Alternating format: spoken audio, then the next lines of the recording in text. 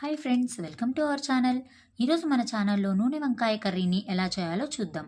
ముందుగా మసాలా పేస్ట్ కోసం స్టవ్ పై ప్యాన్ పెట్టి పల్లీలు వేసి దోరగా వేయించుకోవాలి.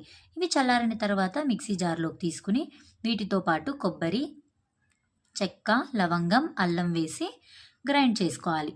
ఇందులోనే వెల్లుల్లి, ఉల్లిపాయలు, 1 table spoon garam masala, 1 table spoon కారం పొడి, చిటికెడు పసుపు, కొద్దిగా నీరు పోసి మెత్తగా పేస్ట్లా గ్రైండ్ చేసుకోవాలి.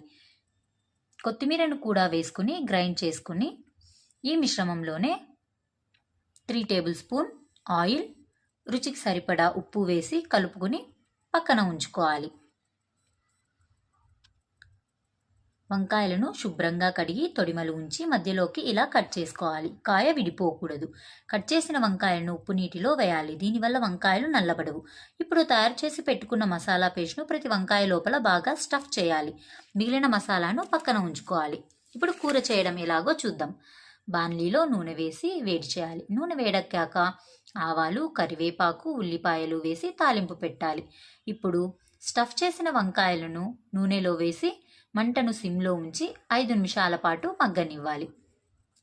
వంకాయలు అన్ని వైపులా సమానంగా వేగేలా మధ్య మధ్యలో ఇటు అటు తిప్పుతుండాలి. వంకాయలు సగం పైగా మగ్గిన తర్వాత మిగిలిపోయిన మసాలా పేస్ట్ను కూడా వేసి 1 నిమిషం పాటు వేయించాలి. తర్వాత కొద్దిగా నీరు వేసి బాగా కలపాలి. మూత పెట్టి నూనె పైకి తేలేంత వరకు సుమారు 8 నుంచి 10 నిమిషాలు చిన్న మంట మీద ఉడికించుకోవాలి. చివరగా సన్నగా తరిగిన కొత్తిమీర చల్లుకొని స్టవ్ ఆఫ్ చేసుకుంటే ఎంతో రుచికరమైన ఆంధ్ర స్పెషల్ నూనె వంకాయ కూర రెడీ. అంతే, easy to serve. Please share, like and subscribe.